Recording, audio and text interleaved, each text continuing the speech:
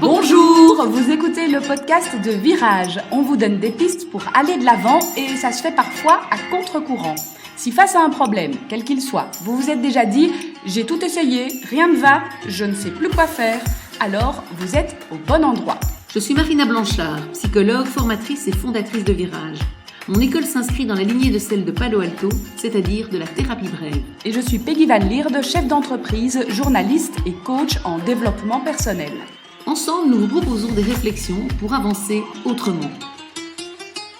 Quand la garde alternée devient un enjeu de pouvoir, un moyen de pression, un moyen de pouvoir faire payer l'autre, c'est compliqué. Ça rajoute en fait une difficulté supplémentaire à la gestion de la séparation. Tout à fait. Et voilà, c'est aujourd'hui ce thème-là qu'on a choisi d'aborder. Donc vraiment tout ce qui tourne autour de la garde alternée et de sa complexité.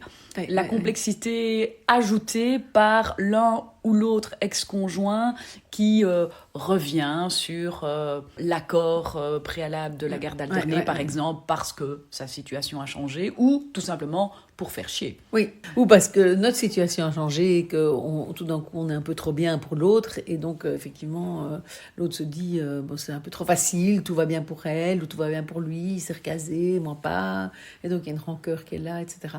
Et donc effectivement c'est quelque chose malheureusement qui arrive quand même souvent. Ça arrive souvent au début, au moment de prendre la décision, où là il y a une espèce de négociation, soit tous les deux veulent beaucoup les enfants, soit personne ne les veut trop. Enfin voilà, alors personne ne les veut trop, c'est un peu dur de dire ça comme ça, mais ça arrive quand même encore. Enfin moi je pense à un cas bien spécifique où les deux parents aimeraient bien avoir l'alternance 9-5, là, mais tous les deux avoir plutôt le 5 plutôt que le 9. En disant pour les enfants c'est mieux que ce soit, enfin voilà comme ça, mais sauf qu'en fait ils veulent pas trop les avoir. Tout dépend du contexte, mais effectivement, ça peut devenir vraiment un enjeu. Les enfants sont vraiment pris en otage, du coup, dans la guerre entre les parents. On va se mettre dans la peau de plusieurs ex-couples et de voir un petit peu les différents scénarios qui se profilent. Voilà.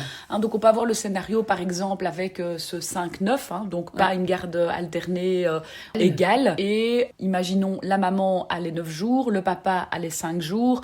Et à un moment donné, le papa souhaite une égalité, par exemple parce qu'il s'est mis en couple et que ça matcherait assez bien avec les enfants de sa nouvelle conjointe. Et donc là, il y a des demandes qui sont faites, des demandes de plus en plus soutenues, et la maman finit par ressentir une pression de plus en plus importante où elle va devoir lâcher ou pas sur ces 9 jours. C'est ça. Et là, la question qui vient, c'est qui est en train d'ennuyer l'autre? La maman qui lâche pas ou le papa qui exige? Donc, ça peut effectivement être l'un ou l'autre. Donc, on peut imaginer, là, il n'y a pas on va partir sur le fait que c'est la maman qui ennuie, mais on pourrait tout à fait imaginer l'inverse. Et donc, parce que son ex s'est remis avec quelqu'un, elle n'a pas envie de lâcher, elle trouve que c'est pas une bonne raison. Avant, tu voulais pas trop avoir les enfants, tout d'un coup, maintenant, tu les veux plus, etc. Et elle a justement un peu de rancœur, par exemple. Et donc, elle se dit, non, ça va pas être si facile pour lui, etc. Et donc, elle bloque. Et elle commence à bloquer. Et donc, ici, la question, c'est comment le papa peut faire, puisque c'était plutôt ça notre idée, c'était de se dire comment il peut réagir pour assouplir les choses, éventuellement tenter d'obtenir la satisfaction de sa demande. Et donc, ce que j'aurais envie, moi, de voir, c'est d'abord ce que le papa essaye. Donc, s'il est en train d'essayer de convaincre, etc., et que ça ne marche pas, la première chose, c'est d'arrêter ça. Parce que, quelque part, il joue le jeu de la maman, puisqu'en essayant de la convaincre, etc., il lui donne du pouvoir, il lui montre que ça marche, qu'elle l'ennuie, alors que c'est son objectif. Et donc, si vous êtes dans une situation où vous avez l'impression que l'autre, vraiment, vous met des bâtons dans les roues, volontairement, pour vous faire payer quelque chose, pour vous emmerder, entre guillemets, disons-le franchement, ça va être intéressant de commencer par vous dire comment est-ce que je lui nourris ce jeu-là si je pleure en disant je veux quand même avoir les enfants, ou si je m'énerve, etc. Ça lui fait peut-être juste plaisir en fait, et je suis peut-être juste en train d'entretenir le mécanisme. Plus je manifeste que ça marche, plus elle va continuer à m'ennuyer, etc. Et donc je pense que c'est vraiment cette logique-là qu'il faut bien saisir, c'est se dire à un moment donné, il vaut mieux du coup lâcher. Alors, on va se dire, lâcher, mais du coup, j'aurai peut-être pas la garde que je veux, etc. C'est vrai, c'est possible. Mais en tout cas, en montrant que ça ne me convient pas, je l'aurai certainement pas, puisque je lui montre qu'elle a du pouvoir sur moi, ou qu'il a du pouvoir sur moi, et qu'il prend toute la place. Et donc, et que et qu'il dirige le jeu. Et donc, il va falloir arrêter de jouer ce jeu-là. Donc, je dis souvent, si on joue au ping-pong, mais qu'il y en a des deux qui déposent la raquette, l'autre ne peut plus jouer. Et donc, on va dire, écoute, voilà, tant pis, si c'est ce que tu veux, si tu veux pas que je les ai plus, tant pis. Voilà. Et freiner, lâcher, s'adapter à la situation un temps, et puis voir si en faisant diminuer justement l'enjeu de pouvoir, tu parlais de, voilà, c'est devenu un enjeu de pouvoir, s'il n'y a plus d'enjeu, s'il n'y a plus de pouvoir là-dessus, voir si les choses peuvent s'apaiser, parce qu'en fait on a tout intérêt à ce que la relation redevienne plus apaisée, et qu'à un moment donné, l'autre puisse entendre et changer les choses. Ça peut ne pas marcher. Une autre alternative, évidemment, une alternative plus guerrière, c'est de passer par la justice, quoi. De laisser quelqu'un d'autre trancher. Voilà, de faire appel à un avocat et de passer à un niveau supérieur et d'effectivement voir comment notre avocat va pouvoir défendre une garde alternée égale, puisqu'on parlait de cet exemple-là, plutôt que le 5-9 qui avait été mis en place quand les enfants étaient plus petits, etc. Et défendre le fait que, ce soit aujourd'hui, je puisse avoir la moitié, les enfants de la moitié, il n'y a aucune raison que je les ai moins. C'est un tiers qui met fin à l'escalade, quoi. Voilà, quelque part, c'est ça. Mais donc là, c'est aller dans l'escalade plus, mais jusqu'au moment où ce sera effectivement tranché par un tiers. Et donc, ça peut être une manière de faire. Moi, je conseillerais de l'utiliser, à la limite, après avoir essayé quand même le fait de lâcher prise sur ce conflit-là, parce que c'est pas vraiment lâcher prise, je reprends prise en fait quelque part dans ma relation avec mes enfants, je permets à mes enfants de ne pas être l'enjeu aussi de la prise d'otage, parce que voilà, à partir du moment où je commence le bras de fer avec mon ex, les enfants deviennent l'enjeu forcément, et donc c'est assez intéressant de se dire que pour les enfants aussi, c'est assez inconfortable parce qu'ils vont voir « Oui, papa me demande ça. Et avant, quand il n'était pas avec sa nana, il ne voulait pas, etc. » Et donc, ça ne va pas être quelque chose de bon pour eux. Et donc, je pense que ça, c'est une prise de conscience quand même importante à avoir et à se dire, voilà, peut-être qu'il vaut mieux que pendant un temps, je me contente du 5-9, faire redescendre les choses et après, peut-être revenir en disant, voilà, tiens, est-ce que ce serait possible à un moment où la relation est redevenue plus saine. Après, voilà, ça peut ne jamais arriver, donc voilà, je le redis, peut-être qu'à un moment donné, si vraiment c'est ça que je veux, et je sais que je le veux, et j'ai tout à fait le droit de l'exiger, puisque voilà, il n'y a pas de raison qu'un papa doive se contenter de 5 jours alors que la maman en a 9, mais du coup, bien évidemment, il faudra alors passer à une autre vitesse, mais je crois qu'en sauvant, en préservant la relation, en essayant de la réhabiliter, en faisant plaisir soi-même, on peut parfois quand même gagner des choses, plutôt que rentrer dans un bras de fer où tu veux pas une garde égale, mais alors tu peux compter sur moi pour pas te les filer à Noël comme on fait les autres années, puisque cette année, mes 5 jours, c'est justement entre le 22 et le 27 décembre, et voilà, tu les auras pas du tout. Donc voilà, il y a un truc qui peut se tendre comme ça, et je pense qu'il, bien évidemment, on est dans le contraire d'un win-win, quoi. Tout le monde y perd, parce qu'il n'y aura plus aucune concession qui sera faite, et surtout les enfants au cœur de... Parce que quand même, ce sont des êtres vivants qui sont là au milieu, et ils vont le payer cash, quoi. Donc, je pense qu'on a intérêt à désescalader, a priori, et à dire, écoute, voilà, tant pis, si tu veux pas, on va rester comme ça pour l'instant, je comprends, c'est vrai que c'est pas facile, tu t'occupes bien des enfants, et si on peut aller dans quelque chose comme ça, je pense, en fait, moi, peut-être que je suis un peu innocente et naïve, mais je crois quand même à la désescalade et à son pouvoir, pas dans tous les cas, pas dans des cas où il y a de la haine, où il y a de la rage, où il y a des rancœurs, je sais pas moi, de tromperies successives, ou de quelque chose de pendant 10 ans il m'a trompé et maintenant il voudrait que je lui fasse plaisir. Voilà, il y a des fois où c'est pas possible, mais je pense quand même que en étant d'une position plus basse, on a parfois beaucoup plus à gagner qu'en montant en escalade, puisque l'autre a du pouvoir sur les enfants, il n'y a rien à faire. L'autre, surtout s'il y a une décision judiciaire d'un 9-5, l'autre peut s'accrocher à ça, peut faire, va avoir une certaine force. Et donc le bras de fer, on sait qu'on a quand même beaucoup de chances d'y perdre des plumes et que les enfants aussi en souffrent. La désescalade, on ne sait pas si on a des chances de gagner, mais ce qui est sûr, c'est que les enfants souffriront moins, c'est que la relation peut s'améliorer et qu'on parie sur quand même quelque chose de possible. Alors, si on prend un autre scénario, qui serait le scénario, par exemple, de la maman qui dit oui aux exigences et aux demandes de changement du papa, dit tout le temps oui, Au début, ça va, un petit oui, 2 petits oui, et au bout du 49e oui, on commence en fait à en avoir un peu marre, Oui. et on ne sait plus très bien comment sortir non plus Oui. de cette situation. Oui, et là, on peut aussi en plus avoir une maman, enfin, je pense à un couple, enfin un couple qui n'est plus un couple, mais où je suis justement une femme qui vit ça, elle a l'impression qu'elle dit oui, et lui c'est toujours non. En plus, donc elle a l'impression que vraiment, voilà, moi je dis toujours oui, parce que je me dis pour les enfants, quand elle me dit il y a la fête à mon boulot, pour les enfants, est-ce qu'ils peuvent venir? Ben, elle dit oui, oui, ce week-end-là je pars avec ma nouvelle compagne, est-ce que tu peux les prendre quand même? Elle dit oui. Bon, d'abord parce qu'elle dit je suis contente de voir mes enfants, je suis bien avec eux, etc. Mais quand moi, pour une fois, je dois changer un truc ou je demande, c'est non. Parce que lui, il a déjà son planning, c'est quelqu'un qui anticipe tout, et si je demande pas hyper à l'avance, alors que moi je suis quelqu'un de souple. Et donc ça arrive effectivement. Et donc, c'est sûr que là, la question qui se pose, c'est, bon, d'abord, tant que votre oui est un oui qui est vraiment OK avec vous, parce que, voilà, effectivement, vous vous dites, le week-end prochain, pourquoi pas prendre les enfants, je suis contente quand je suis avec eux, etc. C'est OK. Mais si votre oui, vous le faites pour lui faire plaisir à lui, alors ça peut être OK aussi.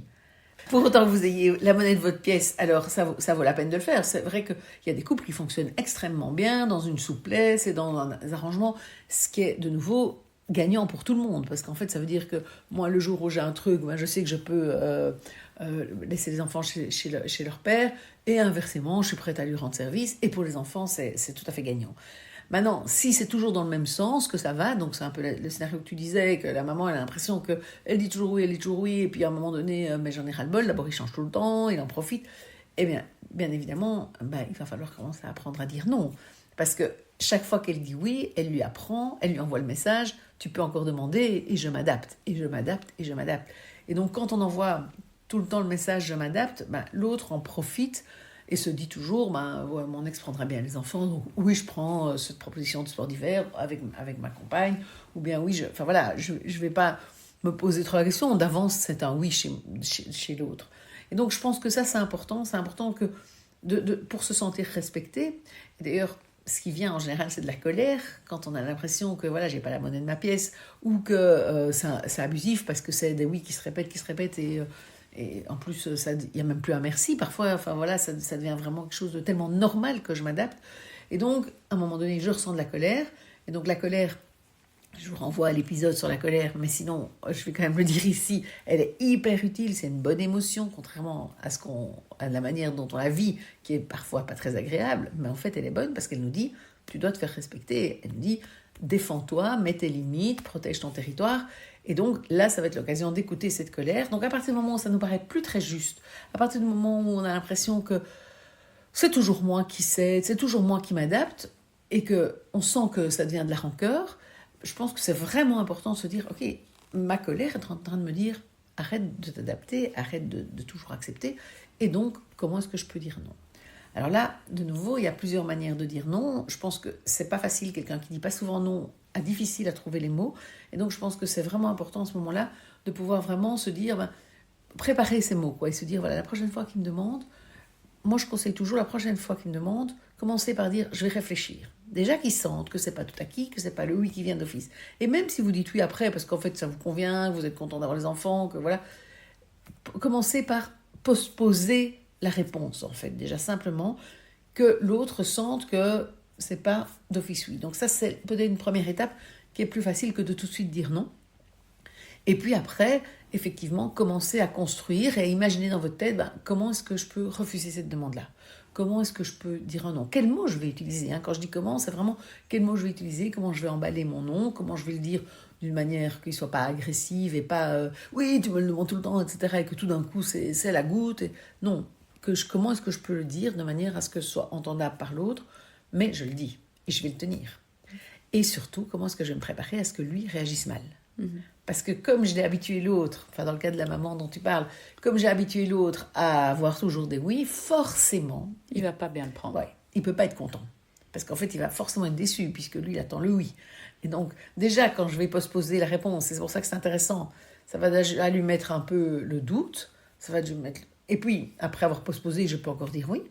Mais à un moment donné, ce serait important d'écouter ma colère et de dire non. Donc, je postpose ou je postpose pas et je dis tout de suite, ah non, Ça ne va pas aller parce que j'ai quelque chose. Par exemple, si j'ai préparé mon nom, je me dis, je vais dire que j'ai autre chose. Ce sera plus facile de le faire passer que juste un nom tout seul. Donc voilà, je vais le justifier la première fois.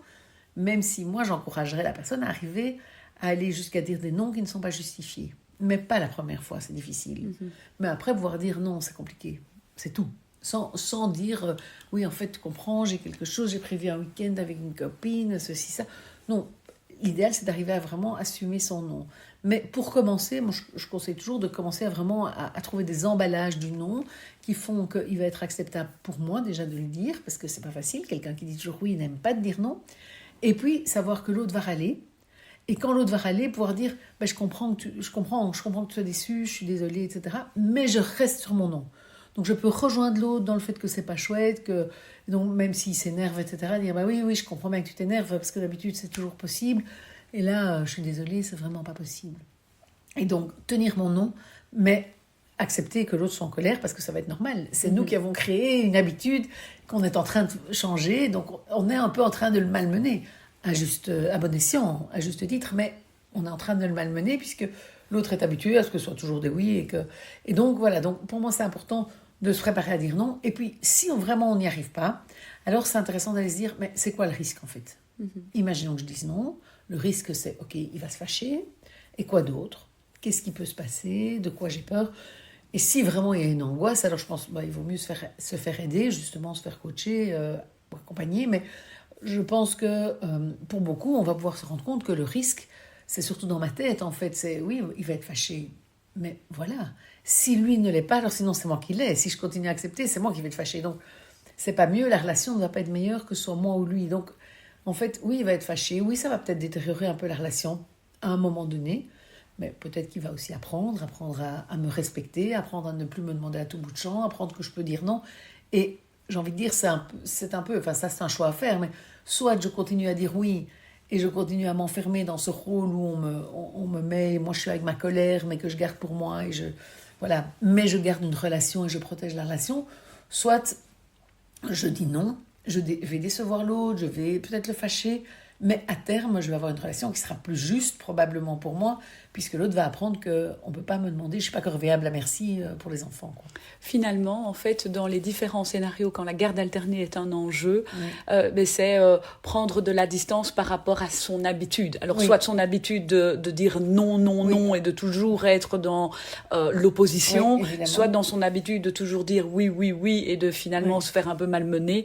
Et dans les deux cas, prendre un peu de distance par rapport à ça, pour pouvoir, en fait, apprendre d'autres fonctionnements du nouveau couple parental qu'on est devenu à défaut d'être un couple, et pouvoir régénérer quelque part le fonctionnement pour ne pas rester dans des fonctionnements qui ne nous vont plus à un moment donné. Quoi. On se retrouve la semaine prochaine avec un nouvel épisode, puisque c'est votre rendez-vous du mercredi, un nouvel épisode dès 6h30 du matin.